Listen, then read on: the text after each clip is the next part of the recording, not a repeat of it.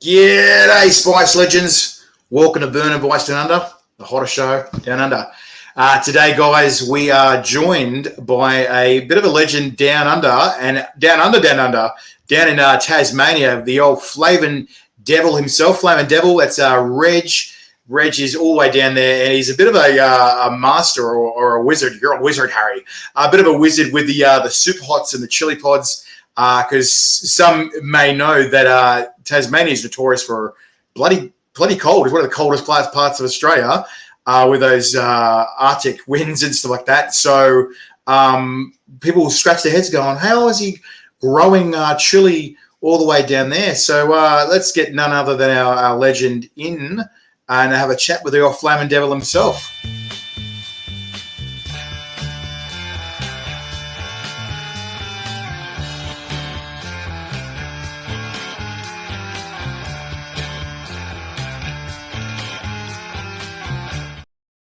G'day, legend. How you doing? Reg, what's happening, mate? G'day, Philly. Yeah, I'm going well, mate. Oh, awesome, mate. So, yeah, we were just saying there, we're just going, yeah, the Reg, what a freaking legend there. Oh, there's Avalon Chili Supplies. G'day, guys. And it's just so funny. Like, you don't think Tasmania and it's synonymous with chilies, you know. So, we're going to, what's it called? Pick your brain a little bit and hear some tips and tricks about how you amazingly got here and what's begun with the whole experience there. But for those that don't know you, which should be few and far in between in Australia now, do you want to just introduce everyone to who you are and what you do? Yeah, my name's Regan Parkinson. I live in Launceston in northern Tasmania. Got an acre and a half property here that I grow my chilies on and my native plants. Always had a passion for growing things. I had a plant nursery in South Australia for 7 or 8 years and also managed a cut flower farm over there. Moved to Tassie in 1999, did a science degree, got work with the Tasmanian government doing livestock research and pasture trials, cereal trials, oil seeds, poppies, then got into soil research and mapping. So I've always had a very keen interest in growing things and looking beneath the surface for answers, trialing different things, experimenting, keeping a lot of records. So, yeah. So keep it busy, basically. Doesn't sound like you get much spare time. What was that? It's a real passion. Yeah. Yeah. No, fair enough, mate. Well, everyone seems to have their own chili story and a reason how they got involved. Do you remember what your first chili experience was that sort of got you involved, or the first sting? Tell us about that, mate. Probably 15 years old. I'm now 61. It was in South Australia. I was doing a work experience project with staff from National Parks and Wildlife, and noticed this guy munging into this fresh chili. And I said, "Oh, that looks pretty good. You know, where does that come from? Did you grow that?" And he said, "Oh, yeah, I grew it. Do you want to try some?" Anyway, I tried some, and I ended up with my face in a bloody horse trough for the next 10 minutes trying to put the fire out. Back in those days, you know, there wasn't all this rave about super hots and things like that.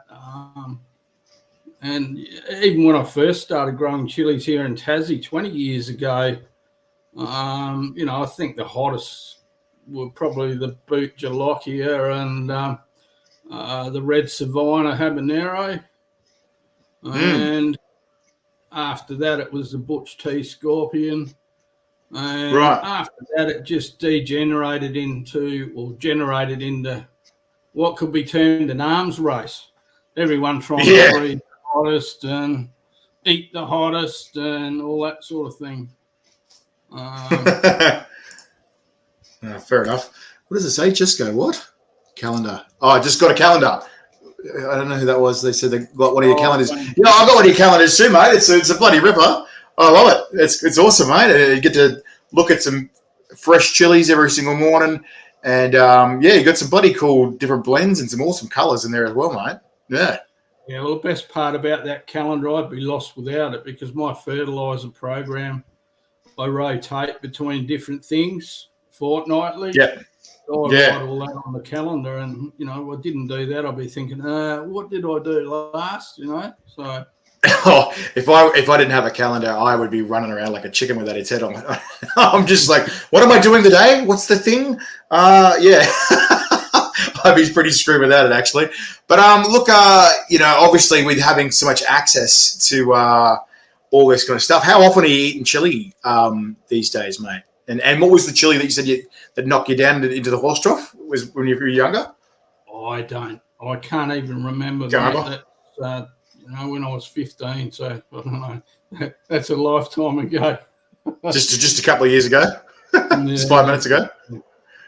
But how are you much of a chili eater now? Like, what's the story, or are you more of an arms dealer? You don't get high for your own supply kind of thing. What's the story?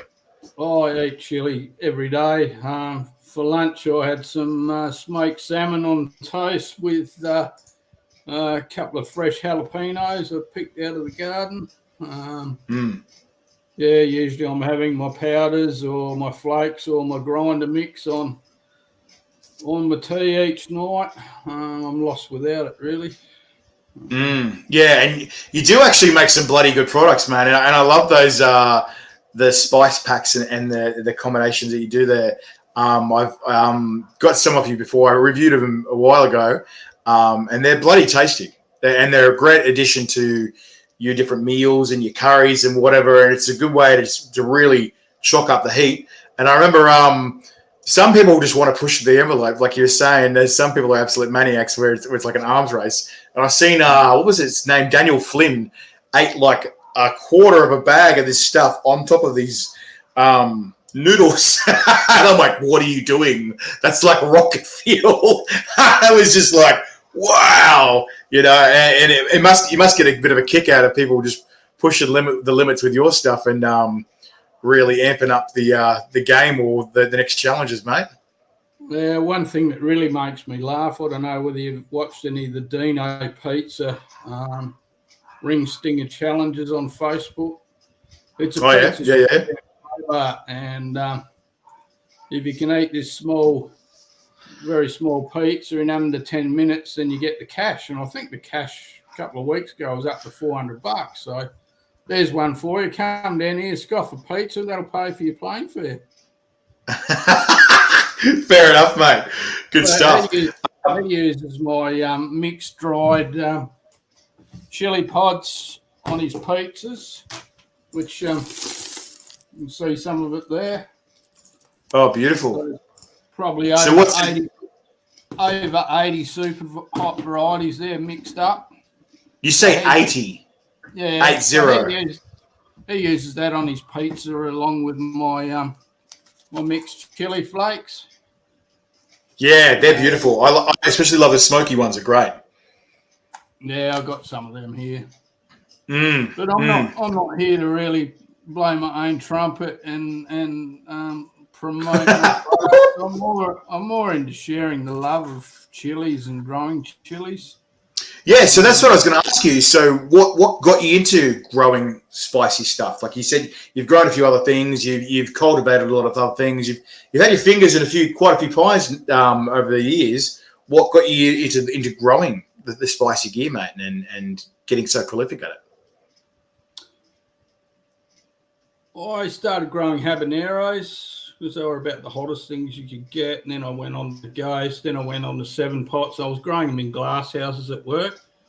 And then other people grew their own stuff and they made a mess and we all got kicked out. So then I had to start doing it at home. So I built a polytunnel and had pretty good success with that. Built a second one, and a couple of years ago I built my largest polytunnel, which is 12 metres by 6 metres. And a few years ago I started growing a few different varieties, and man, it's just a kaleidoscope of colours and shapes, and you feel like Alice in Wonderland walking into there when it's in full production. Just the most extraordinary sight. She's like, come with me and you'll see a mile of stuff that will burn you. So yeah. So you were saying about that. You do it obviously for the passion as well. And every time I say your name, everyone's like, oh, that guy, he's awesome, and he shared all these tips and tricks and whatever with me, and he's given me heaps of advices like that. Tell us more about that. Actually, let's talk about your greenhouses first. I think because I think that's what probably people are so curious about is the setup. Tell us. So, like you're saying there, compared to the rest of Australia, you've obviously got to put a lot of things in to get pods growing and prolifically as much as you are. What is it that you're doing differently in Tasmania that's making that possible? Well, obviously, I've got the polytunnels. I've got deep gravel beds in each of the polytunnels. So those deep gravel beds heat up during the day in the sun and they slowly release the heat at night. So my grow season starts at the 1st of August. We're still getting frost then. We get frost from the end of May right through to October. Right. So I don't start germinating until the 1st of August. And then it's trying to push those plants along as hard as I dare with foliar fertilisers and fertigation to try and get them up and flowering before Christmas, which is when we start getting warm weather. So even though it was 27 degrees here in Launceston today, my tunnels were up near 40 degrees all day. Celsius? Yeah, even with the vents open. And that's while it's 6-degree weather outside. No, 27 outside today and 40 degrees inside. Jesus, mate! So you don't have to have a sauna. Just go in your chilly room. You go in your greenhouse. But the big trick to growing them here is learning which varieties to grow. So each season I'm trialing different varieties. I'll grow a couple of plants of each variety. And I'll count every pod I harvest off every plant. I write that number on the back of the plant tag. Halfway through the season, I can make the assessment of which out of those two plants are going to produce the most pods. I'll mark that tag, and that'll be the only plant I collect seeds off of for that variety. So that's what you're saying that it's breeding and propagating a species or a phenotype that's going to be as most productive as possible. So you're not wasting space on ones that aren't. So then obviously you're going from maybe 30 pods to like a couple of hundred a day. Yeah, well, my biggest producer last season was 1,407 pods. I had another plant that produced 1,080. Another one was 946. Another one was 854. So yeah, you can get some phenomenal yields off them. A lot of the new varieties that I trial grow, I'm very disappointed with because you wait for 6 or 8 or 9 months for a crop, and you get bugger all chilies. And I've tried growing various different Carolina Reapers seed from different sources, and they're always the most disappointing thing. So this season is about the last time I'll ever try growing them. I hear that. So for people that aren't aware or aren't much of the growers, I keep hearing that again and again that Reapers are really temperamental, and you need a constant hot climate or something like that. What tips and tricks or things have you learned along the way that you found that have helped you cultivate some strong Reapers? Obviously, you said you had a few troubles where they sort of aren't doing what you're wanting to do, but have you found anything that sort of works or gets a good happy spot for them, like good happy medium? Yeah, my potting mix, the stuff that I use is locally produced. It's full of coarse quartz sand, up to maybe 3 millimeters in size. And to that, I'll add 1 litre of coarse perlite for every 300 ml pot. I always grow in a black 300 ml black plastic pot. Black pots heat up fast in the sun. So maximising the growth, as I was saying here, early season is really important. Past seasons, I've tried adding composts and manures and coir and peat and various things to the potting mix, thinking, oh, I'm going to make it really rich, you'll love it. But at the end of the season, the plants were disappointing at the end of the season. I tipped out the plant out of the pot, had a look at the root ball and noticed that the ones that had the organic matter added to them had a retarded root system, whereas the ones that were grown in the freely draining potting mix with just the perlite and the sand in it had a fully developed, fully filled out root system in the pot, and they were a much more productive plant. So superb drainage is one thing that's really, really important here in Tassie. I let the plants grow through a wet-dry cycle where I won't water plants until I see a few plants starting to wilt, and that's my key to watering. So in other words, the plants make the decision when to water, not me. I always water by hand, and it takes a while. It might take 12 or 14 seconds standing next to each plant with a watering lance to apply enough water to the plant. In that time, my eyes are wandering all over the plant, looking for the first sign of aphids, looking for any dodgy leaves, and I can leap on those problems straight away. A lot of posts I see on Facebook with people's poor plants all infested with aphids. You know straight away, well, hey, hang on, fella, you probably haven't checked that plant for 3 or 4 days. And a lot of people don't realise aphids are born pregnant, so it takes very, very few days for them to explode out of control. And then a lot of people reach for the toxic sprays, whereas if you watch your plants every day or a couple of times a day, you can leap on the aphids as soon as they appear and squish the little buggers. Right. And so that being said, tell us more about this. So you reckon is that you're saying it's paying attention and having good habits? Is that right? With the plants. But then when you do see aphids, how do you stop an infestation? How do you approach that? Like, what's the story with that? They get squished, mate. Just squish them. That's it. Yeah. And sometimes they're a bit hard to see. So one real good trick is to water your plants first, so that darkens up the surface of the potting mix, and then give your plant a really good tap. So you whack the stem with your hand to shake the canopy, and the aphids will drop off onto the darkened potting mix, and they stand out like dog's balls on the potting mix, the bright green of the aphid, particularly with no farts. They're easy to see. So more of an inspection and slaughter the things. Yeah, right. Okay.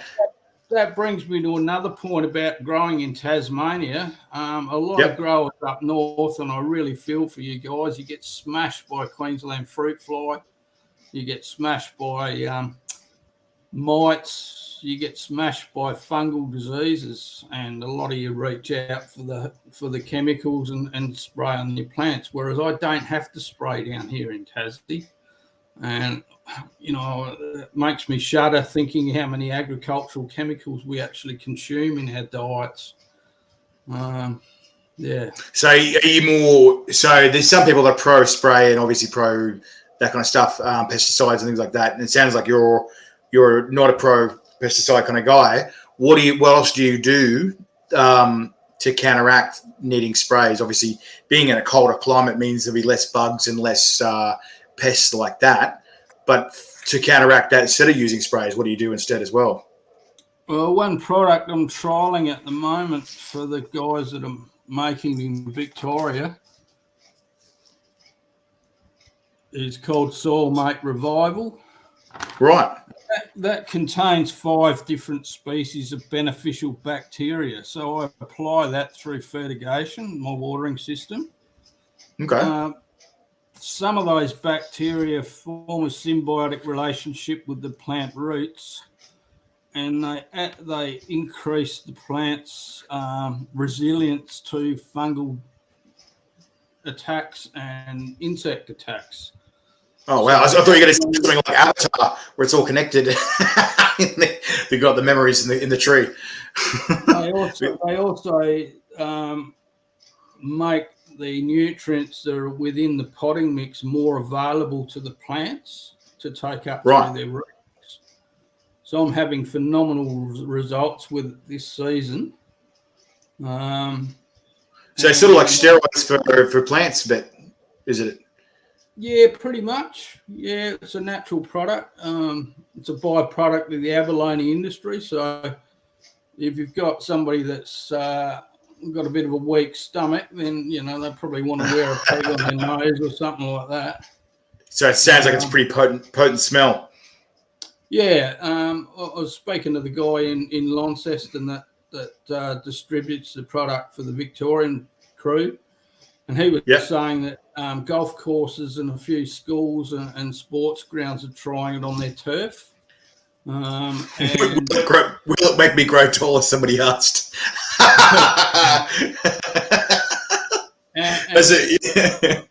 And they're not having to spray the usual fungicides that they have to spray regularly.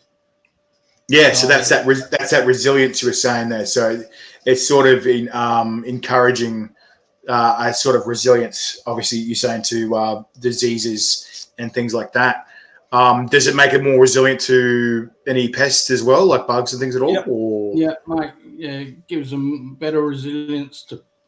They're less attractive to aphids, more tolerant of unfavourable weather conditions, whether that's really hot temperatures like today. It was 40 odd degrees in the polytunnels, or it helps them to kick on a lot longer in late autumn when nights are starting to get down to 2 degrees, that sort of temperature. So yeah, right. Okay. Queen. G'day, legend, Kylie. So that being said, what you said about there, it makes them less appealing to the plants. Have you figured out if you found it like a thing that makes them less appealing? Have you figured out what the bugs and pests find appealing about the plants and try and like isolate that and remove that from the equation? Have you thought about it like that? Yeah. If your plant's sitting waterlogged, if your plant's not happy, then they are the plants that will get hit first by bugs. If you've got one plant that's fairly poor, they seem to be the ones that get nailed first. So right. And why is that? Why are the bugs attracted to that? Do you know? Well, if you draw an analogy to a human being, if you're living a fairly stressful life on a poor diet and live an unhealthy lifestyle, then you're the bloke that gets nailed first by any bugs that are going around.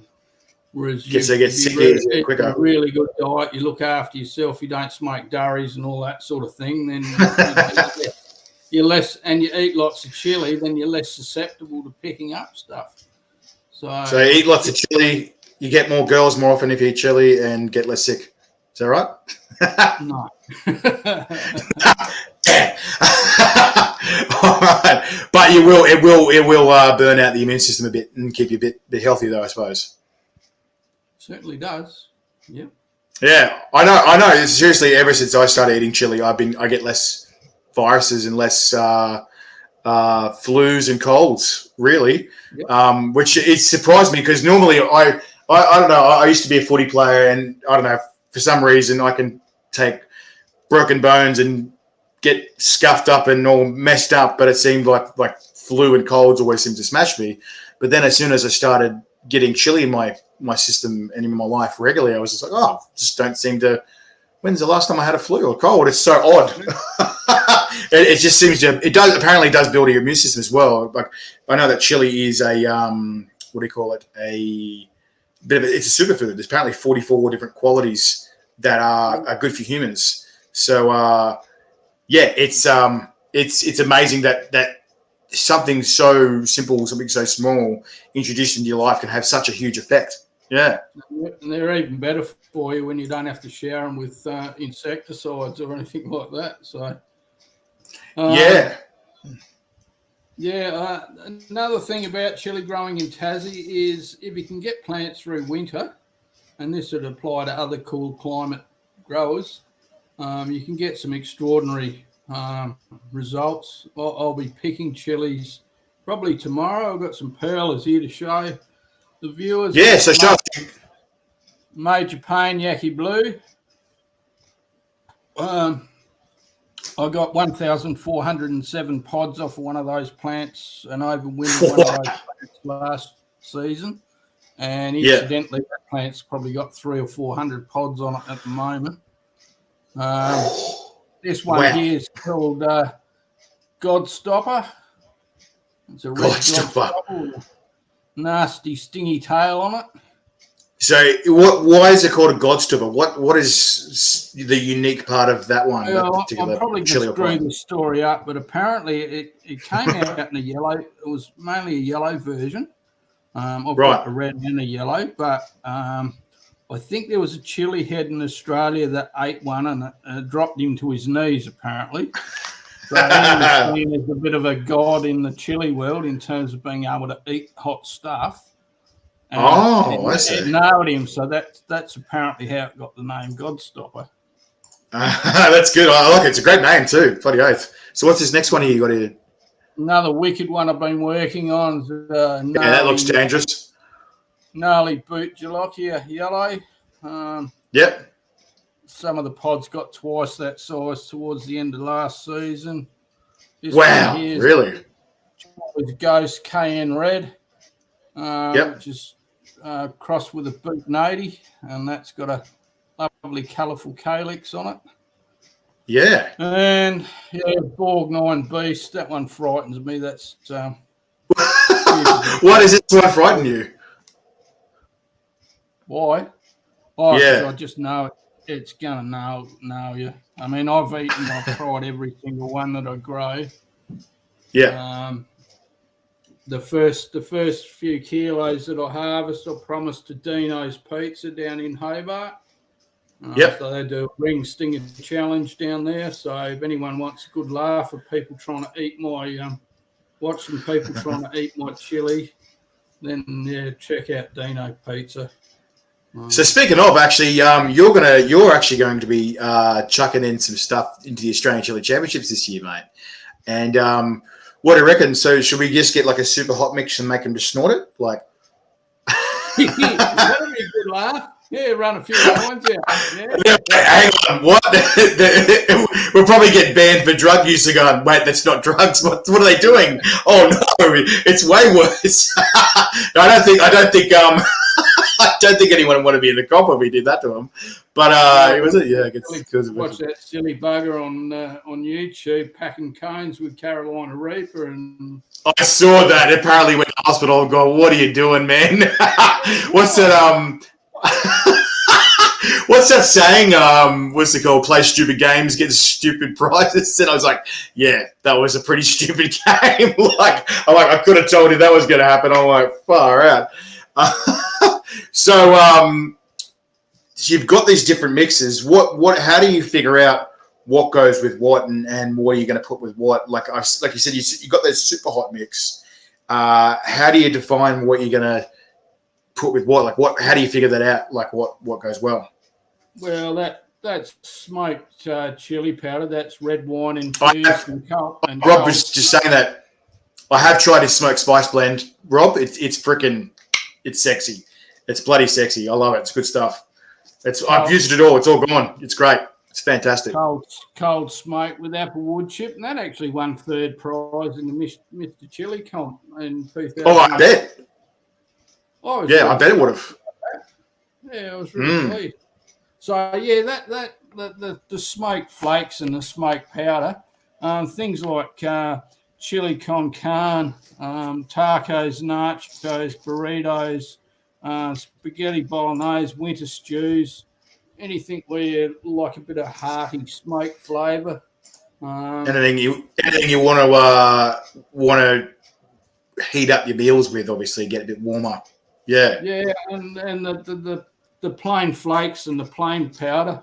Well,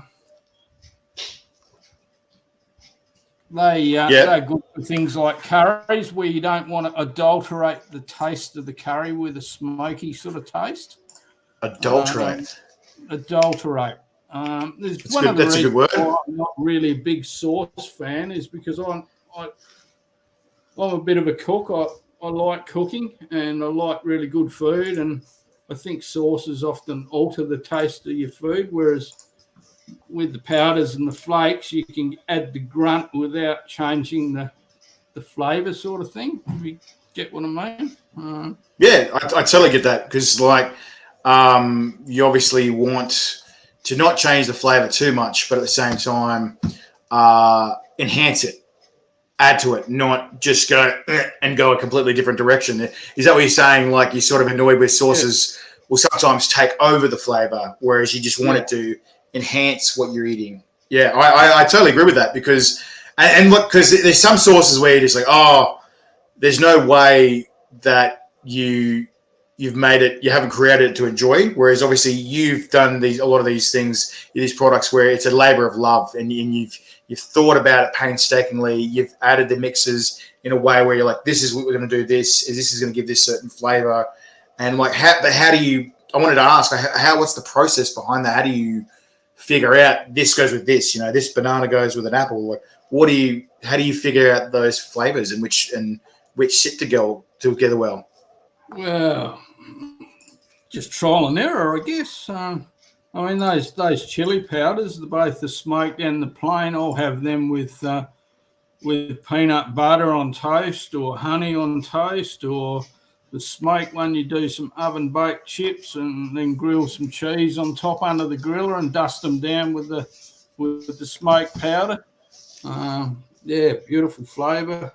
The grinder mix that I make, that's got a whole heap of different smoked ingredients. You need a pepper grinder for that, and I'll have that on just about everything. Yeah, and that's exactly. I was amazed how quickly I went through your stuff because it's like, this is freaking hot. But then, like, because it is hot, it's hot. Some of it's milder, and then there's hotter stuff, obviously. But it gets addictive, and you're like, oh, it's really good flavors, and I'm just like, oh man, how good is that smoke mix? It's great. Yeah, in a minced curry, I totally agree. And like you're saying before, like a good spag bowl or a good curry kind of thing, good hearty meals is what you're saying there. And like, I didn't mind it over sprinkled over a steak or something. It was really good. It was just amazing to see what you could blend them with, and they're so diverse.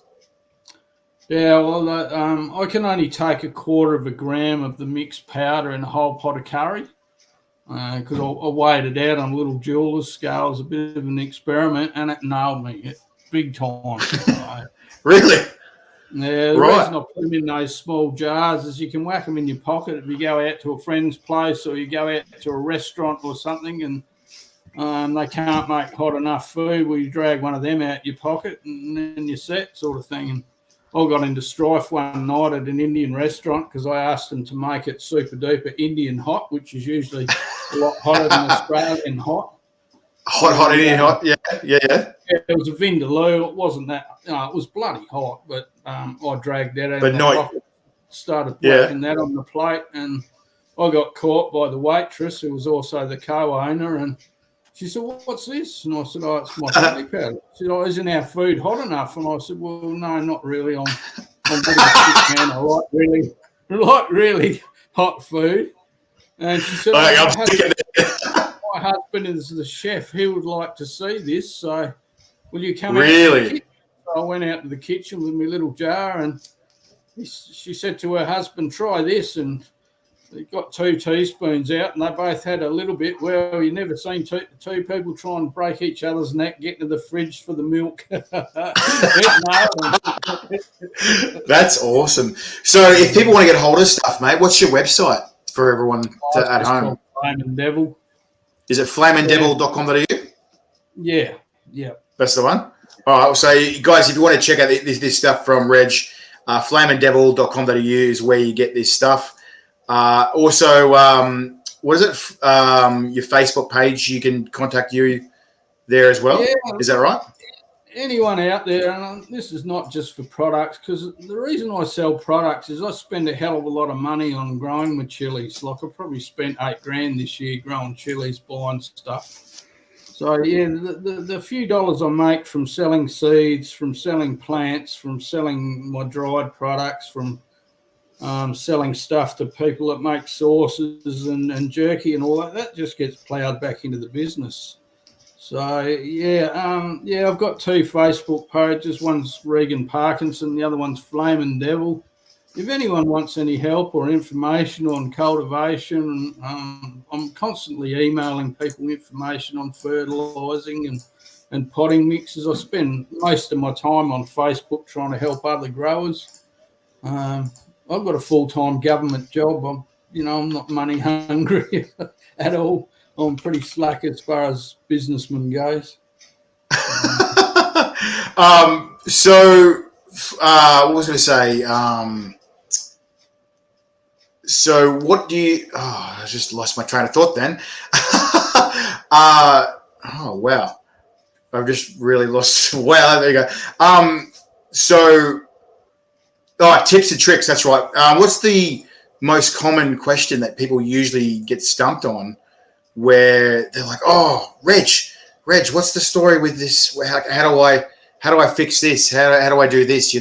What's the most common question that people ask you, where they get stuck on with growing and dealing with pests and all, and just cultivating a good strong chili crop, mate? What's the common things that people ask you, and probably common misconceptions as well that you got to clear up for them? Yeah, it's hard to pinpoint a common question, but some of the things that I often see that are problematic to people are the potting mixes that they're growing in. Not well drained. Whatever they're feeding the chilies with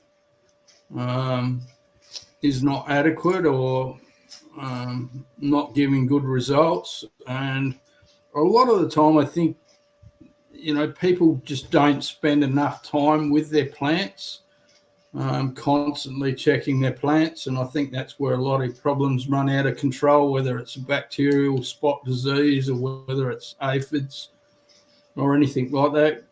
Queensland fruit fly is a totally different story. I wouldn't even contemplate growing chilies in a fruit fly area unless I had a netted enclosure. Because let's face it, you spend money, you spend time trying to grow the damn things, and just to feed them to fruit flies, it's you're like, or you got to use poisons, and yeah. So fair enough. I use 2 main products to fertilise my plants with. One's called Power Feed. Most people know that. I use green Power Feed. I start off with a half strength until the plants are probably 300 millimetre high, and then I'll kick up to full strength. Once I start full strength, 2 weeks after that, I'll go to Green Thrive. Yeah. 2 weeks after that, I'm back to the Power Feed.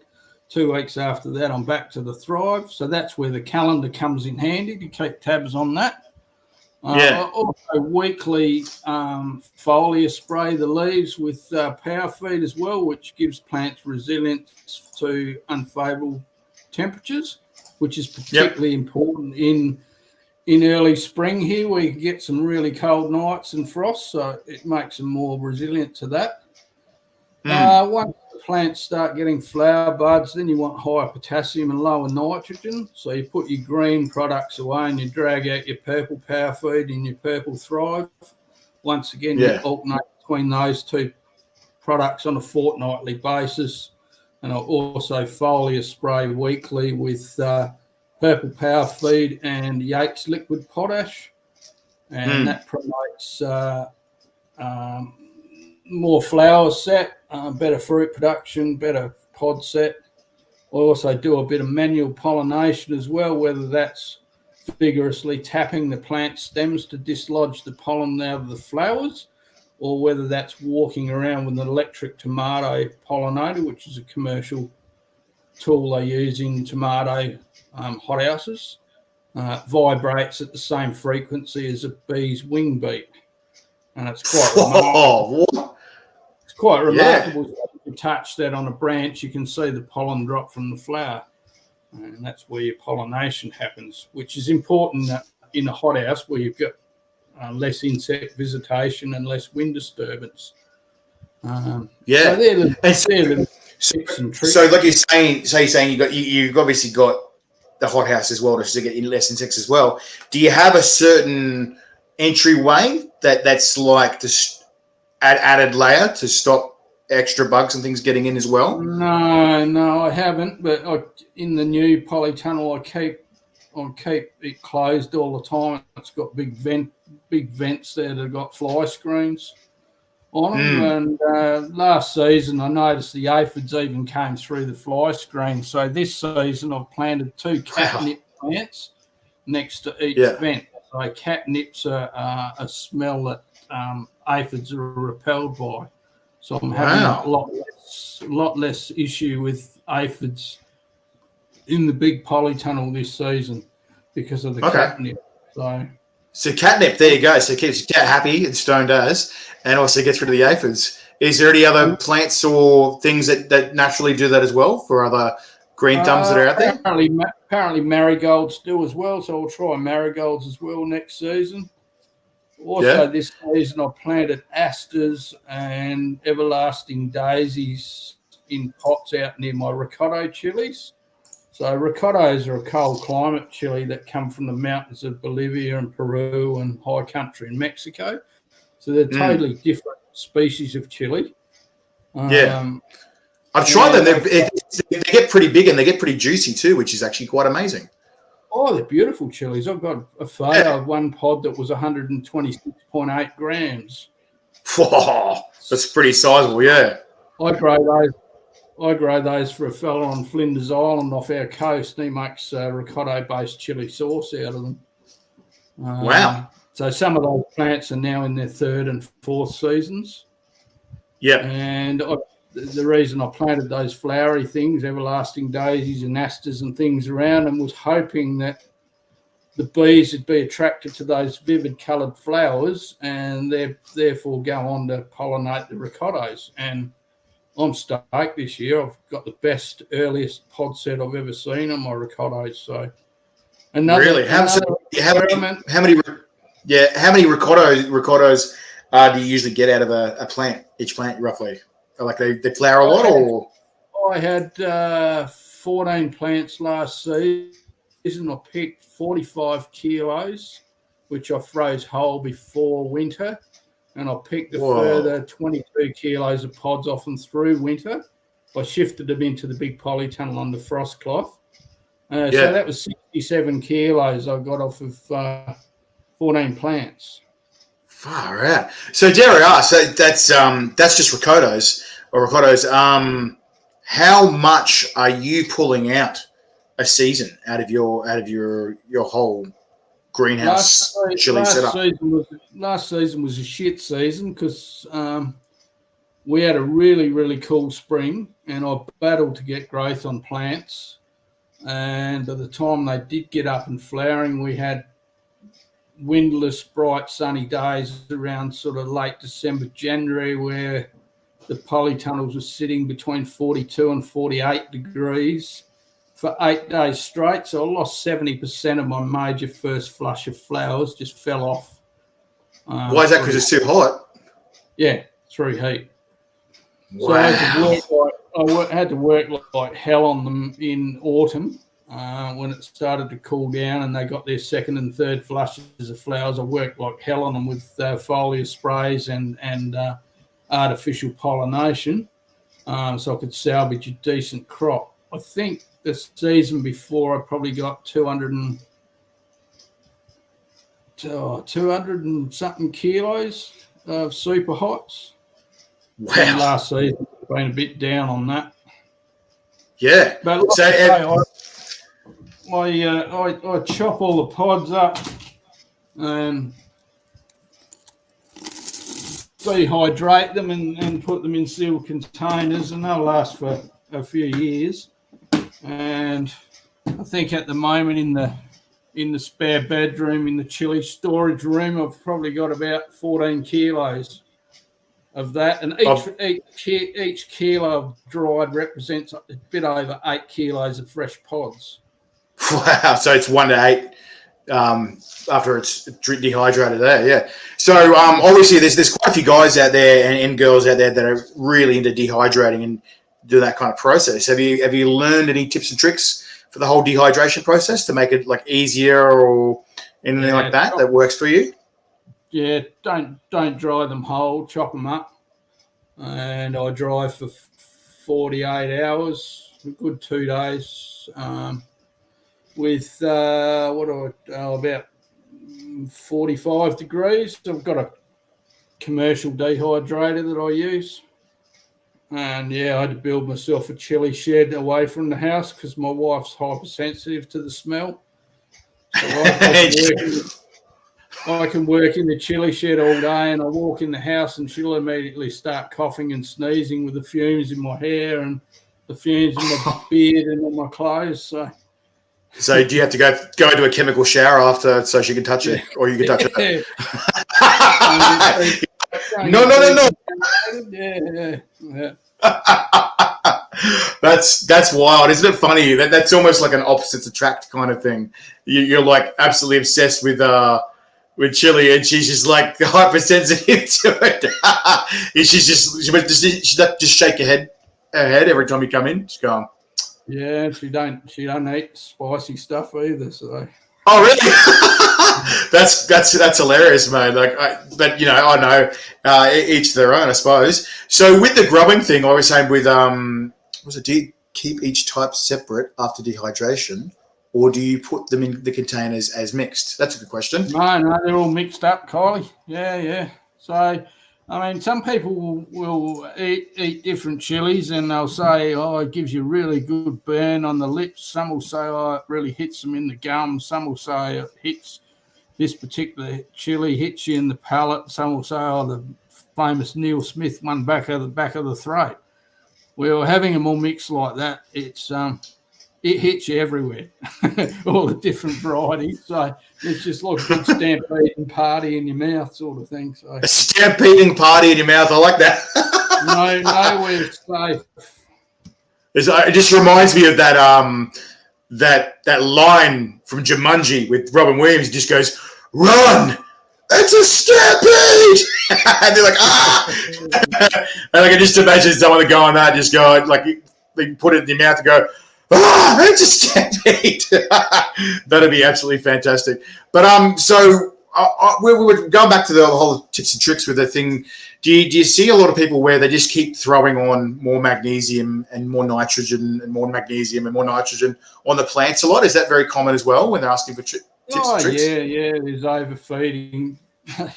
overfeeding problems with them. Some people read Facebook posts and they see that Epsom salts is great for chilies, and maybe it is in some environments, but I've tried it here and it does bugger all. So there you go.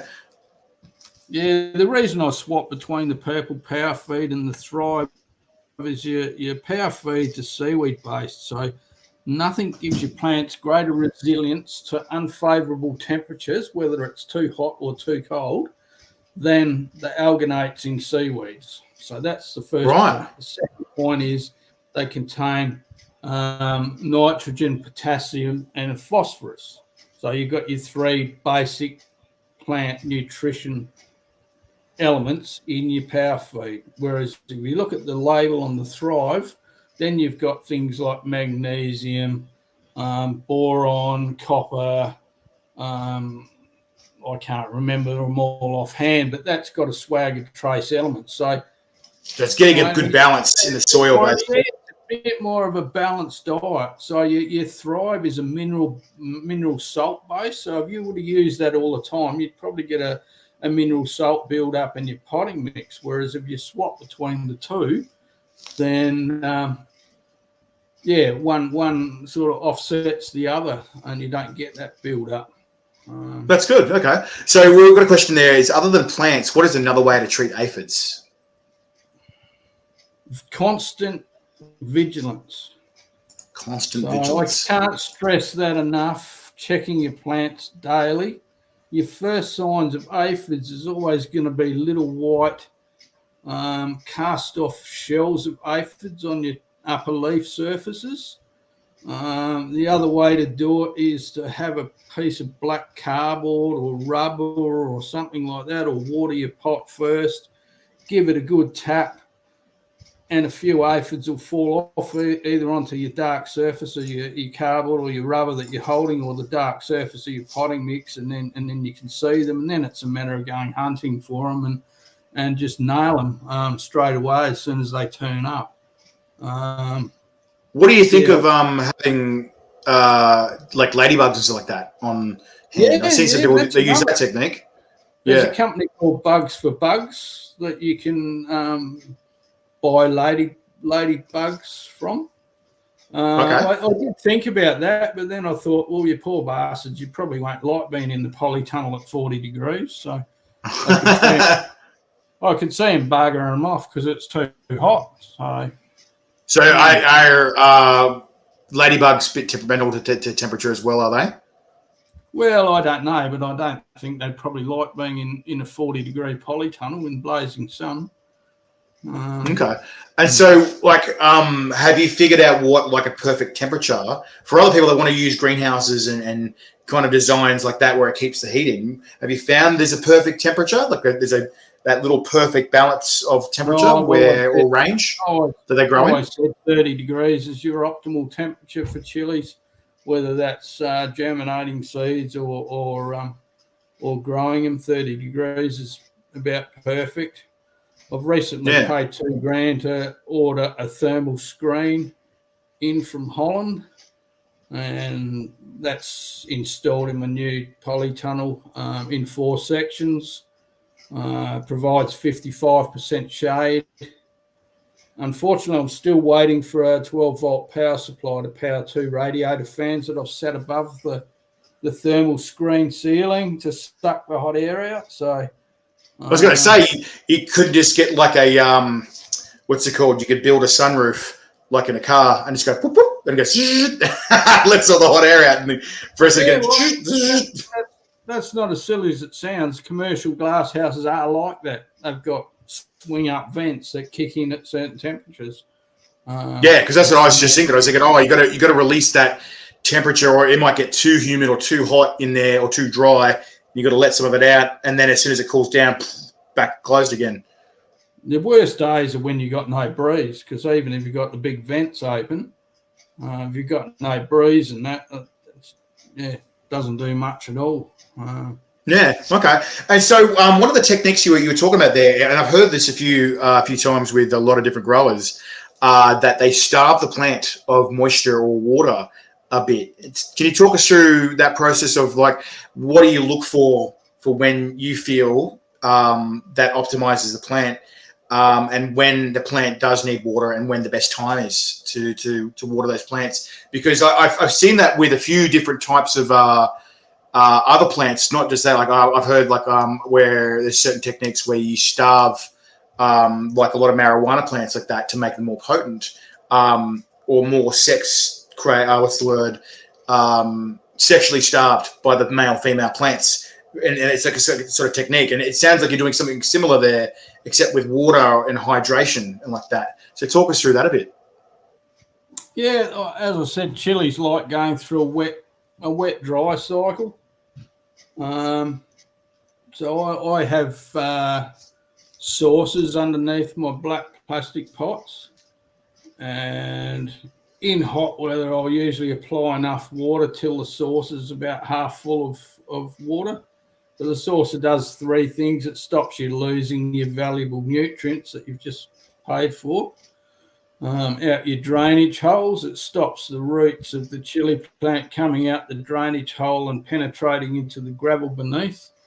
It's also an extra barrier to slugs and earwigs and things. I've got to climb up and around that saucer, and it's a valuable aid for sort of gauging how much water. So, you just count the number of seconds it takes for each to apply enough water to each pot, half fill the tray. So you're sort of talking about. So you're talking about sort of judging the amount of water retention that the plants have, and then seeing how much that they're absorbing or using, therefore to actually grow, and not, like you said, like not overwatering and not underwatering as well. Is that what you mean? Yeah, sort of. Just waiting till the plants start to show the signs of wilting. Once they start to wilt, that's when they get watered. Otherwise, they get bugger all. So that's what Kylie was saying there. Yeah. A lot of people will go, "Oh, it's going to be hot tomorrow. I'll have to water my chilies." Well, not necessarily so. If your chilies have got adequate water to get them through that day, then you don't need to put any water on them. So, yeah, I just wait until I see them starting to wilt, and then I'll water them. Right. Okay. I've got a fertigation system that I rigged up with some blue plastic drums, and a 1,000-litre rainwater tank. So I keep the rainwater tank topped up with water from the hose, and tap water is chlorinated, so you can often smell the chlorine in tap water. So I'll leave that sit in the green rainwater tank for a few days, let the chlorine dissipate out of the tap water before I use it. And then the blue plastic drums, I just open the gate valve at the bottom and they fill up through gravity. And you can tip your power feed in the top of the blue plastic drum, and the blue plastic drum holds 200 litres. And then I'll just have them pump out through an electric pump, and I'll walk around with a watering lance. And other people sort of talk about putting in drip systems. I'm not a fan of that. I did do it a few years ago when I was working away from home, and I wanted to spare the wife the time of having to stand in the hot tunnels watering. So I put drippers on, but I mean, a dripper only drips in one spot, and you've got a 300 millimetre pot, and it's not going to wet the whole area of that potting mix up, one little dripper. So what do you think works better than if that's the case? You don't like that? Well, is there a better solution? A watering lance, a watering wand is how I water. And as I said to you, it might take me 10 or 14 seconds or whatever to put enough water on each plant in each pot. And that time is gold to me because I'm inspecting the plants while I'm standing next to them for those 10 seconds. Right. My eyes are wandering all over the plant looking for the first signs of any bacterial problems or first signs of aphids, and then I just leap on it straight away. And there you go. So that's a pretty good tip in itself, isn't it? So don't think about yourself using or wasting time like some people might think because they're getting a bit impatient. And it sounds like you've learnt a fair bit of patience with this stuff over time as well, which I think it seems to require. But use that time to inspect your plant, inspect your crop, and see what the quality's like. And then, like you said, see what might be crawling on it or not like that. And it sounds like that seems to be a boon to you. So try and take advantage of that time is what you're saying. Oh, it is, mate. It's like anything in life. The more you put in, the more you get out. So, yeah. Okay. So obviously you've had a bit of a few run-ins with chilies and stuff like that. Have you got a favourite or a best chili experience that you can think of that it's like the best one that you're like, oh man, it's really put you over and just going, yeah, I'm obsessed with chili now, like, or anything like that? Oh no, but one funny story. I was being interviewed by a guy called Fred Hooper, who's a journalist for ABC Radio here in Tassie. And we were walking through the tunnels, and I spotted this damaged chili. I said, oh, this one's called 7-Pot Gravedigger Chocolate. And he said, oh, that one sounds scary. How hot is it? And I said, well, it's meant to be right up there. And I said, I have to pick it because I reckon the caterpillars chewed the side out of it. So I'll pick it off the plant before it starts, going bad. And I thought, what the hell? So I took a small bite out of the side of it, and it nailed me comprehensively. I started hiccuping, I started coughing, I started drooling. We had to stop the interview because I was just speechless. And, I said to him, I've got to go up the chili shed. I've got some bourbon up there. I'll have to have a drink, mate. So I went up there and next bourbon, And he said, "Did that help?" And I said, "No, not at all. But it tasted really good." Giggling That's classic. Giggling like And he's probably just looking at you going, "What the fuck's up with this guy? He's crazy." Yeah. So if that was your best chili experience, what have you got, like a worst chili experience where you're just like questioning your methods or questioning your life choices at that point in time?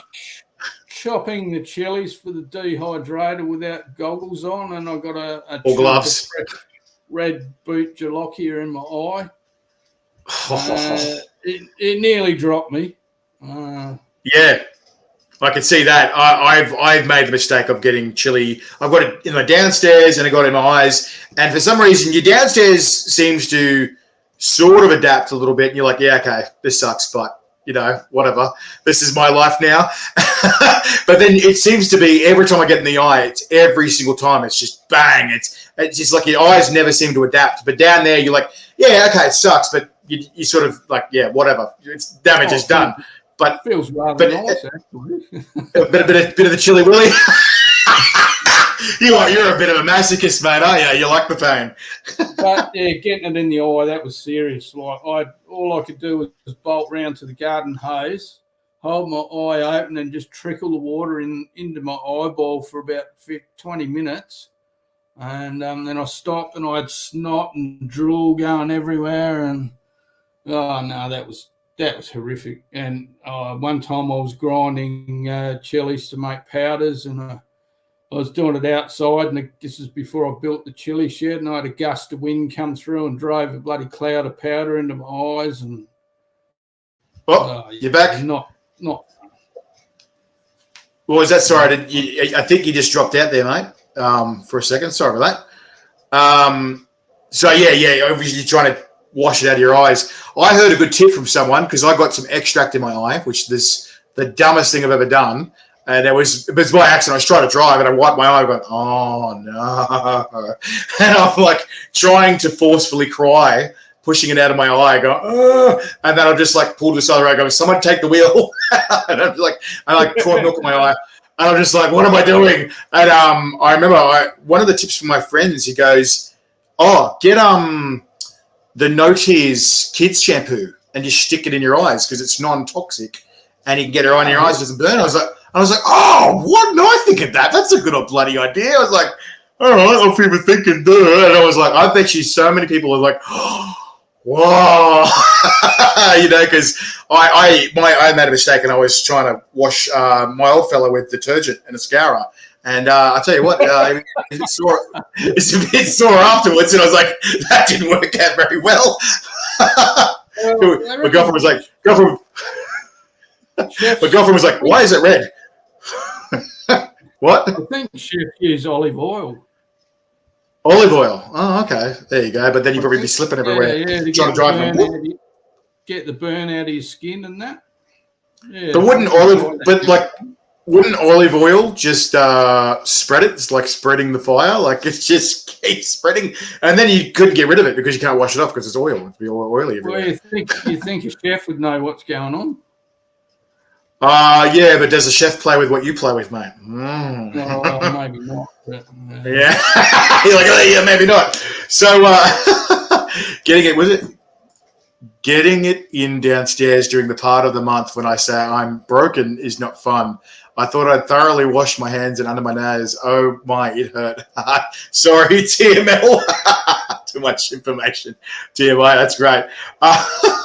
So obviously you've you were saying that your wife was just ride the burn. You're saying before your wife is sort of a bit sensitive to what you deal with. Do your friends and family think what you're doing is crazy, or are they super proud of what you're doing there, mate, and what you're achieving? Both my children got nailed pretty much when they were younger, so they're very weird. They moved out of home. Moved out of home to stop the getting away from the burns. to survive for survival. For survival. Yeah, so they got nailed pretty early. Yeah. My son reckons it's pretty cool. He comes round and helps me and that sort of thing occasionally. So Yeah. Oh, awesome. And what about your daughter? Does she just think you're a nana? Yeah. I used to make my sandwiches to take to work, and I'd make peanut butter sandwiches, and I'd sprinkle chili powder, and I'd inadvertently spill a bit of chili powder on the cutting board. And then my daughter would come along after me, and she'd make her sandwiches, and she'd go and sit in the university cafeteria with her classmates, start munching on her sandwiches and get nailed. So I'd get home from work and she'd punch me and kick me. And, Dad, I told you before to clean the cutting boards. So embarrassing at uni. I just called it character building. Well, we've been told that's a good way to stay warm in Tassie. Eat chili, that's for sure. Yep. Yeah, so tell us, you talk about thermal screens and greenhouses and stuff like that. Is there like a perfect type of greenhouse that you or a perfect setup that you believe works for you, or something in a general all kind of way that is the best setup for growing chilies and cultivating a good crop and stuff like that, mate? Well, I'm still learning, Phil. Each season I'll try something new, like this thermal screen's a new thing for me. Last season I used just cheap frost cloth from Bunnings. I bought 150 metres of that, and I strung it up in the tunnels. Well, that worked like a charm. It got me 104 plants through winter. It was chock-a-block full, so that's given me a huge head start for this season. But the other side of that thermal screen is in the winter time, unlike my frost cloth, I can actually slide that thermal screen open in 4 sections, and that will allow my deep gravel beds to heat up. And then in the late afternoon, I can slide that thermal screen closed, and that'll trap all that built up heat in there, and it'll keep it a lot warmer. So even under the frost cloth last winter, I went out and I've got a weather station on my bait shed, and that was saying minus 2.5 outside, and under the frost cloth in the big tunnel, it was 3.5. So it made a 6-degree difference. Wow. And there were pools of condensation water on top of the frost cloth that were frozen solid. Wow. So clearly, yeah, creating that kind of setup is the difference between death of pods and that, and actually having a crop that's going to survive or keep pushing through the varying fluctuations in the weather there. Yeah. Question there for me, mate. Good mate. Yeah. Yeah. So how many varieties are growing this season? Over 180. Wow, 180 varieties. So one of the questions I was going to ask you is, before we were sort of talking about reapers, how they're a bit temperamental, with super hot pods versus like your mild to medium kind of pods, does the heat rating dictate how temperamental they are, or is it just certain breeds, or what's the story with that, mate? Well, I haven't noticed a great deal of difference in temperamental. I must say my milder chilies always get evicted outside. So what do you mean? They're growing outdoors, so they start their life in the polytunnels, and then when the plants start getting bigger and I start getting a bit crowded in there, then all the milder varieties get booted outside. So I've got habaneros, Scotch bonnets, RGs, ricottos, jalapenos. So the milder ones seem to be a bit more hardy, a bit more prolific once you get going. Is that what you mean? Well, not really, but the reason they get chucked outside is because I mainly grow them for my own consumption and for collecting seed from to sell to other growers. Whereas my super hots, I'm trying to drive them as hard as I can and maximize my productivity, because that's what I rely upon to make my products out of. So I want to give them the optimal conditions, so I can get a decent sized crop out of them. So for those that are, it's starting to get a bit dark there. But I was going to ask something about actually de-seeding and trying to get a whole bunch of seeds and out of your pods and that. Obviously, you be de-seeding and pulling like a million freaking seeds out.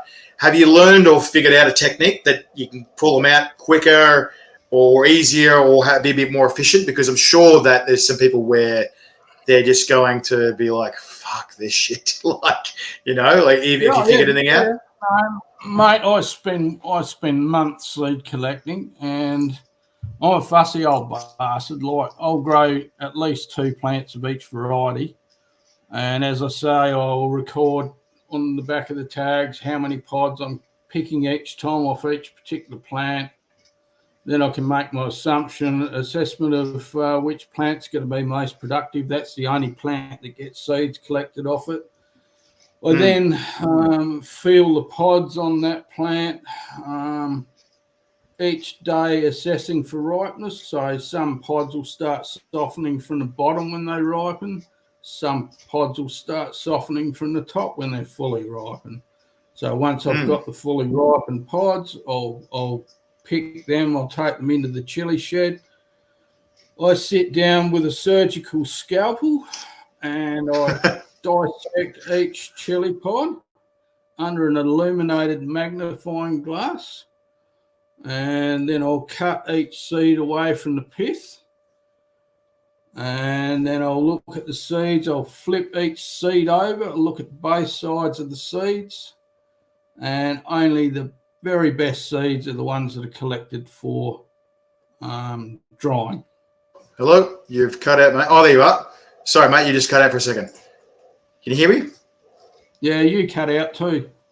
Yeah, I don't know something's going on with our connection's a bit unstable. I don't know whether people got that, but yeah, I sit there on an illuminated magnifying lamp, dissect each pod with a surgical scalpel, cut each seed away from the pith structure with the scalpel, flip each seed over with the scalpel, look at both sides of the seed, discard any seeds that are thin, malformed, have brown shadings or black dots. I'm only looking for the very best seeds I can find to dry, and that's for my own breeding program, and any excess seeds I sell to other growers. Well, here's a good question. How can you tell if a seed is viable to grow? Like, heard a few different ways. What do you think in your opinion? Oh, I'm looking for a good creamy yellow colour. I'm looking for a nicely formed seed. I'm looking for no brown discolorations. I think maybe some people collect seed off of plants that are pods that are not mature enough. I've bought in seed and from other sources, and sometimes I've just been utterly appalled at the quality of the seed and can't believe that people are actually selling such rubbish. But anyway, I did work in an internationally accredited seed testing laboratory here in Tasmania, so I picked up a few tips and tricks about standards and methodologies and that from that experience. So I am so fussy.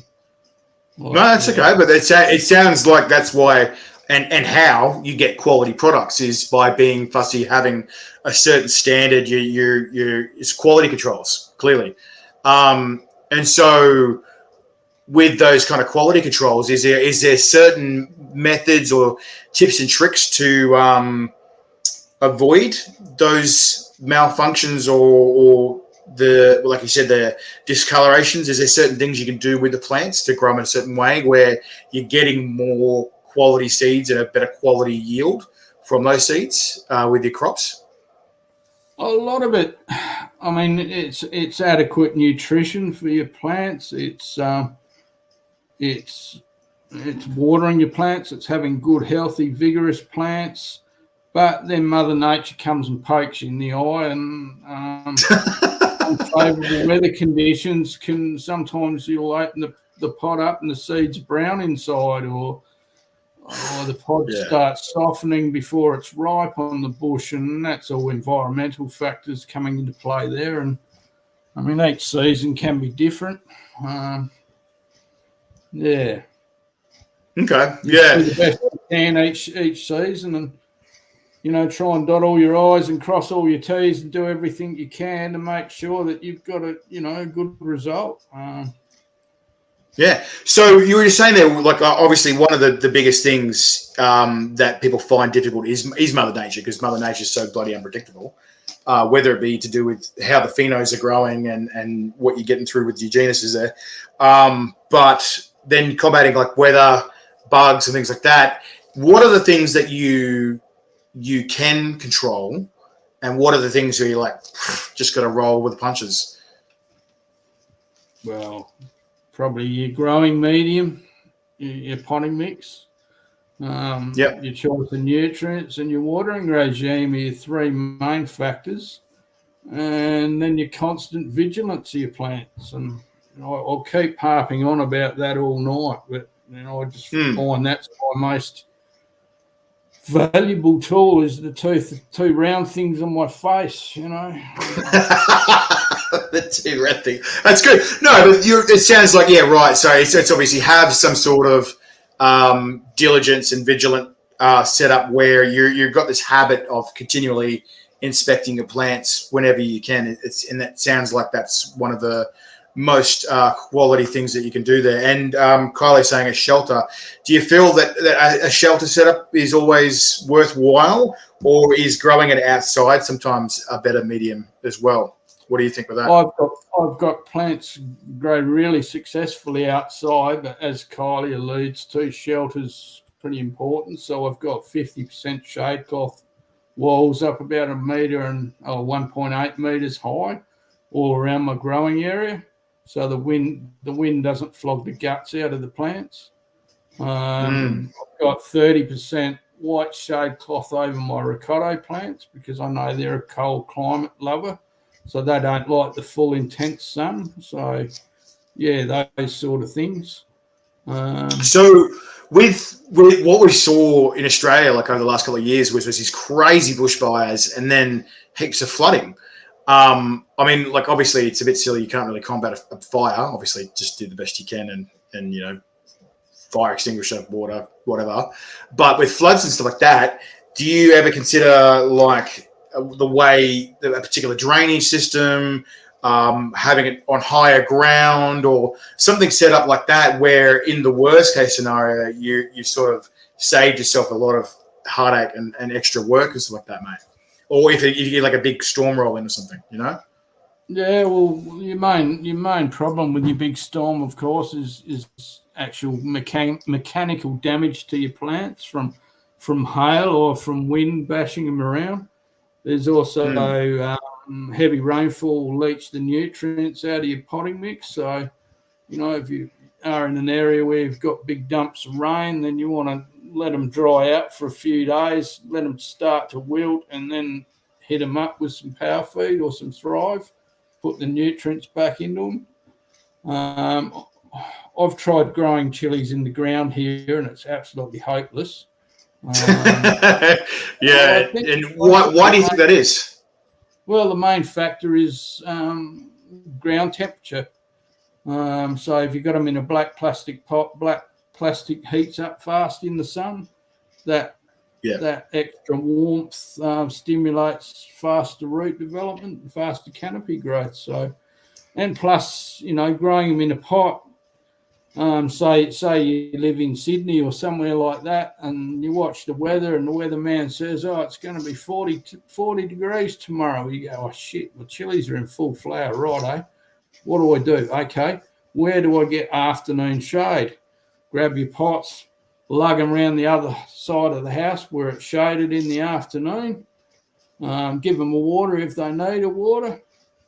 Put them around there for a few days and until the heat wave passes, and then you'll lose a lot less of your flowers on the deck that fall off due to excess heat." So it sounds like you've got to sort of have a plan B for everything. So you got to go, oh, okay, here's a dry area when things are wet. Here's a wet area when things are dry, and all that kind of stuff as well. Is that what you mean? So sort of have like an environment that's best suited to each of these annoying situations, but you've got that kind of interim or a place to put them that's going to work for you and what you're trying to grow. Yep. Yeah. No. You just watch the weather, act accordingly. Okay. And the likes of foliar fertilizing or anything like that, then you do it. You do it really early in the morning. It'll be almost too dark to see when I start foliar fertilizing in the morning, because leaves have structures called stomata, which are like little windows that open up in the leaf surface, and they allow breathing and taking in of nutrients by the leaf surfaces. So early in the morning, a lot of those structures are still open, so you get better uptake of your applied nutrients sprays early in the morning, and it sits on the leaf surface for a longer time until the sun comes up higher in the sky and dries it up. So we just got to ask before, with like wind, when you get really crazy windy kind of weather, what's the best way to combat that? And is it just sticking in the shelter where it's going to be all right, or is there a certain thing that you would do if they're going to be outside? I've got stakes in all my outdoor pots, apart from the ricottos where I've got steel star pickets driven into the gravel across the face of the plants, and then I've got soft ties running along at say 300 mil intervals across the face of the plants, and I tuck the branches in behind those soft ties. Right. Bamboo stakes are a bit of a problem. I've nearly stabbed myself in the eye. I've stabbed myself in the forehead a couple of times. Where you reach down. What? Oh, right. A little tip of a bamboo stake is a little bit hard to see sometimes, particularly when you've got old eyes. And or if you're trying to get to 1,000 fucking pods, that makes sense. Yeah, bending down to pick or check plants and that, you've got to be really careful you don't get stabbed in the face. So we've got another guy. He's answered his question. When's the best time to prune your plants, and how do you do it? G'day, Tristan. I saw your message earlier, mate. I'll send you my seed list after I finish talking to this legend. I don't prune plants. You see a lot of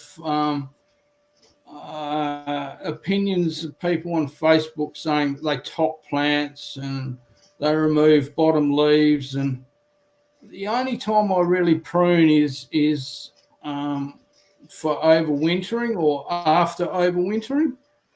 I think plants are a lot smarter than us. You're probably right. There's a few people I think you're right with. Yeah. Some people remove, or ask questions about removing the first flowers, because it takes too much growth out of the plants. I don't. I just leave the bloody things alone. They know far better than me what's good for them. To give you an example, some people remove the big shady type leaves at the base of the plant. I reckon they're there because the plant knows that when it's young, it's more vulnerable because it hasn't got a big spreading root system. So it tries to shade the ground beneath its canopy with these big fan leaves.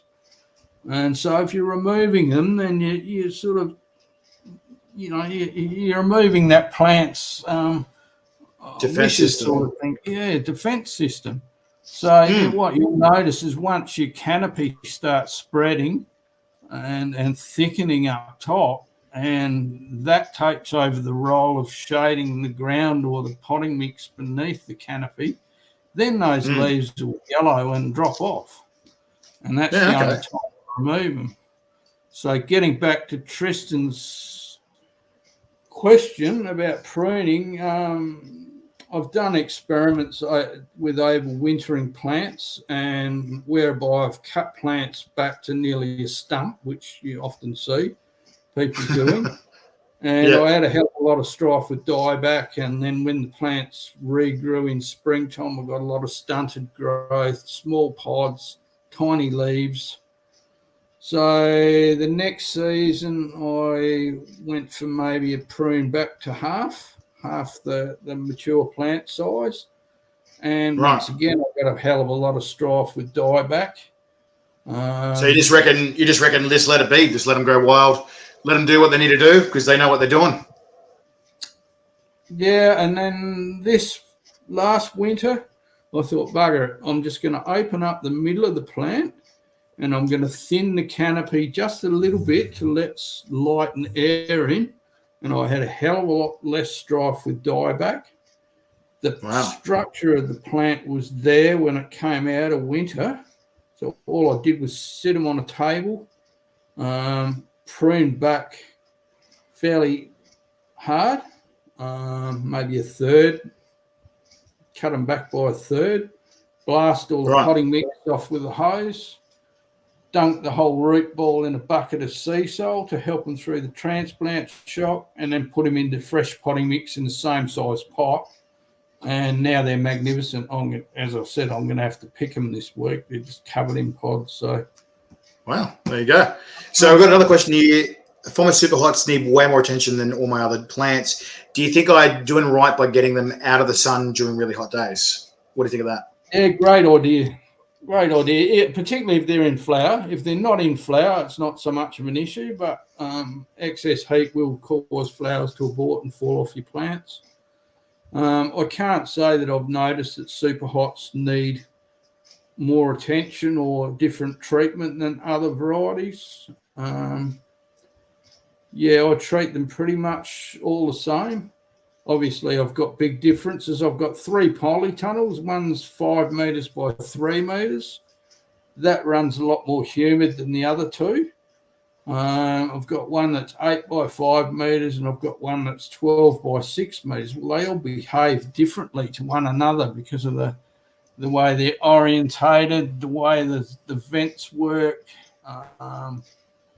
So yeah, it's just little tweaks here and there. So with our friend Mark there, he just said try and get him out of really hot days. You said 30 degrees is a really optimal kind of temperature. What's the maximum heat where you're going? You can see on the weather forecast there's a certain heat coming, and you're like, okay, that's too hot. I need to get them out of the sun, or you need to put them somewhere where they're shady. What's the heat range that you see where you go, okay, that's too hot, need to be out of the sun? Well, I start cringing in the tunnels when it gets up over 35 because I know I'm going to probably start losing flowers. If it gets, up towards 40, I'm going to start losing flowers. So quite often I'll wet down the gravel beds with overhead spray jets or with just a sprinkler lance. And that bumps up the humidity, so the extra humidity will help them through the really hot days. The outside plants, of course, I can't do anything for them. I can't sort of shift them around on my property because I've got rabbits and wallabies and stuff here, so they just cop it. And so then on the other spectrum, so you said 35 is probably where you want to try and get them out of the temperature and the shade. What's the low temperature? And what's the low temperature where you're like, need to get them out of a possible frost situation or into shelter or in a warmer environment? Where's the coldest section where you're like, I start taking action when the weather starts dropping down to 5 degrees. Temperatures start dropping down to 5 degrees. 5 degrees Celsius. I'm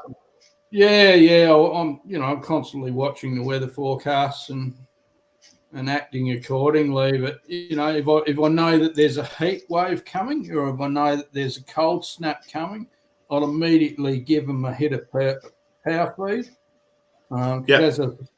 As I was saying to you before, there's nothing that helps a plant cope with unfavourable temperatures than the alginates in a seaweed spray. So you can use straight seed roll, and that's what I will do in late autumn. I don't want to give my plants nutrients because they're tailing off. They're finished for the season. I don't want to drive flower production or anything like that. So I'll just switch to a straight sea salt. And that gives them the same temperature resilience as what the power feed does. So it's power feed earlier in the season. If there's a heat wave coming, I know it's going to be hot. Then a few days prior or a day prior to that, then I'll give them a foliar spray early in the morning with the power feed, and that'll help them cope with that excess heat a bit better. Yeah, right. That's a good one. That's some good tips there. So I think I forgot to ask you. So what was the story with the logo? Your mascot there. I love the Tasmanian Devil with the fire coming out of the mouth and a little bit of the bum. What inspired that, mate? How do we come to that name and that mascot? Yeah, the story behind that is obviously I'm a proud Tasmanian. I'm originally a South Aussie, but been here for 20 odd years now, and since '99. So a proud Tasmanian, and being a specialist super hot grower, my chilies pack a hell of a bite. Well, the Tasmanian Devil has the highest bite pressure of any mammalian carnivore on the planet. So, yeah, it just seemed like a lovely fit. Iconic Tasmanian animal. Tassie, oi, oi, oi, says Kylie. Yeah. It's funny. Yeah, you're right with the bite strength. I believe that he, apparently a Tasmanian Devil actually has more bite strength than a crocodile, which is saying something. That's frightening. Because they were saying, I remember seeing something in the zoo where I was like a Taronga zoo or whatever, and they're going, don't ever let them bite you. Once they bite you, they're never going to let go. Like, you're screwed. You may as well cut that arm off, kind of thing. I was like, far out. So, like you're saying there, obviously packs one hell of a punch. And I see that's another weird thing. Like, they don't spin around like on the Looney Tunes, but the weird thing is they will run around their either their enclosure or their territory. They're like very aggressive animals. Absolute mental cases. Yeah, but unfortunately, but they're really cool though. Yeah, unfortunately, they're in a bit of strife over here. They've had this facial tumour disease for the last 10 years, and it's really thinned them out, which is unfortunate because we get a lot more feral cats. Since the decline of the devil, you could almost track the rise of the feral cats because the devils would actually predate on the young kittens and really? The feral cats down. Yeah. Wow. We're hoping the devil's going to come back one day. Certainly there's government programs looking after them and breeding programs and that sort of thing. But they're sure. Great. Because they're bloody cool creatures. They're so unique. That's what I do like about the flower and fauna and all the amazing animals and mammals and what is it called? We've got marsupials in Australia. Like, we've got these amazing animals that are nowhere else in the world, and it's really a shame when you're seeing some of them dying out or endangered or getting that towards an extinct level, and I think, it's really important that we maintain our ecosystem and watching these animals, make sure they just don't die out for our kids and grandkids and stuff. Because it's just amazing. Like, people come from all over the world to see the crazy things that we've got, and I think there's some people that stay away from Australia because going 6 out of the 10 most deadliest snakes in the world. No, thank you very much, mate. And seeing the spiders going, how big are the freaking spiders? They do what now? And they go on trapdoors. What? All these mental creatures. But I think that's one of the things I do appreciate about Australia is what we have here is so unique in the landscape and the animals and the bugs and the plants and trees. It's amazing it's how unique things grow, and it's obviously important that we do cultivate keeping all these things surviving and not just sort of falling to extinction because of our silliness as humans to just try and take over and build wherever. Hey. Well, I think a lot of it stems from a lot of society's disconnectedness from the natural world. 100%. And I think that's really important for parents to give their kids that connection to the outdoors and teach them about the wildlife and the plants and all that, because the further we get disconnected with it, the more strife it's going to be. And and I think I think people forget that we came from nature, and nature can certainly take us back. That kind of thing. I sort of like what the Aboriginals said, and a lot of other Indigenous cultures are going, well, we can't own the land owns us, and we come out of it, and then we go back into it.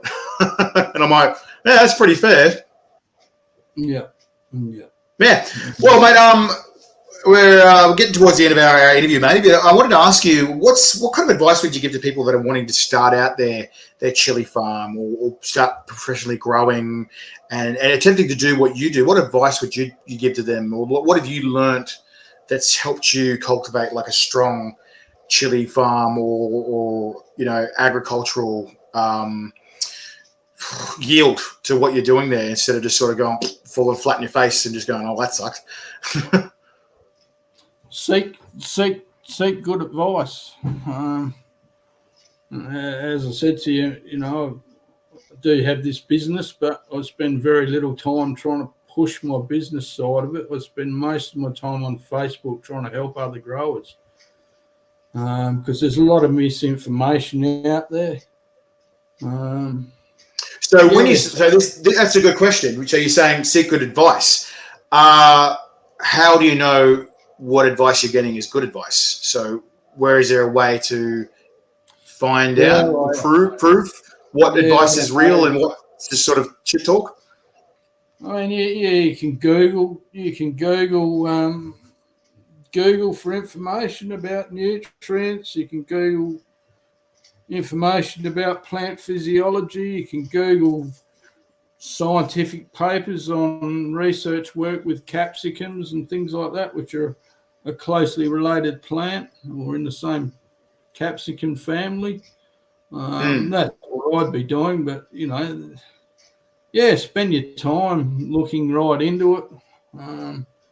So do your research, basically, is probably one of the... Do your research, keep a few notes, do a few trials, record your results. What works for me down in Tasmania might be a crock of shit for somebody up in Darwin or somewhere like that. They might have to do something totally different. I mean, right, so obviously research what's going to be beneficial to your climate, not just... We're seeing what one guy go, oh, but he did this in there. You're like, yeah, but hang on, you're in Darwin. Like you said, it's 40 degrees there all the time. So what's going to happen in Darwin is not going to happen in Tasmania. And that's what you mean. It's another thing you mean there as well? Yeah. I've seen a lot of people up in Queensland and New South Wales and that. They put mulch, look like sugarcane mulch and that in their garden beds and in their pots. If I dared do that down here, my slugs would breed out of control. My fungus gnats would breed out of control.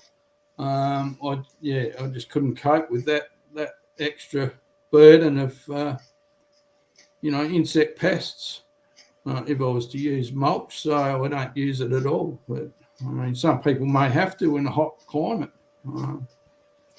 Fair enough.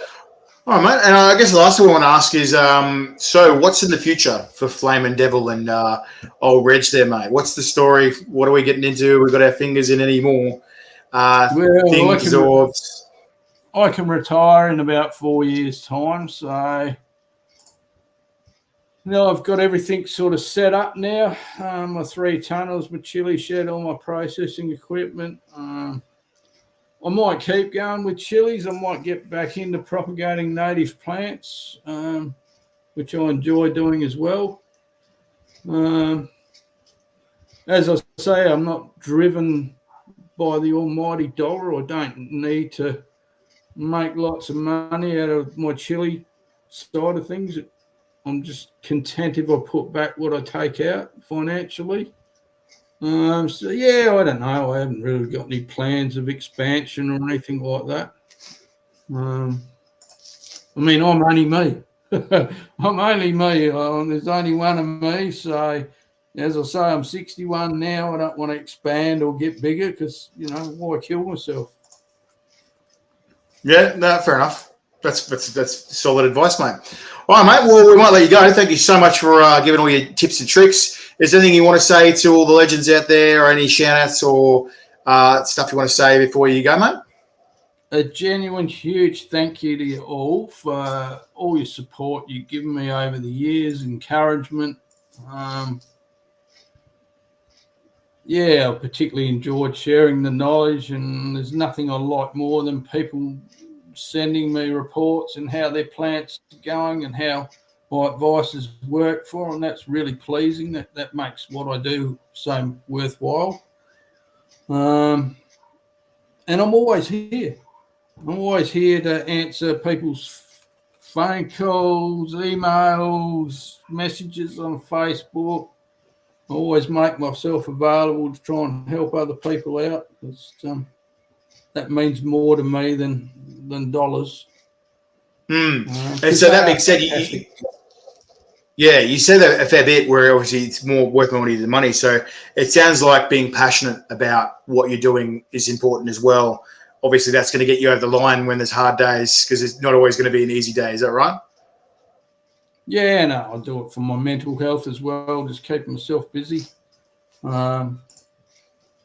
It's just one of the most spectacular, magnificent crops you can actually grow. Like, I've probably got 190 varieties or something this season, and I'll be putting up posts of what that looks like in a month or two's time. And yeah, it's just going to be the most spectacular, magnificent display of kaleidoscope of colours.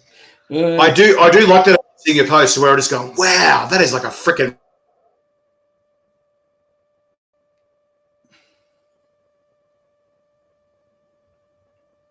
Yeah, frozen again. Hello.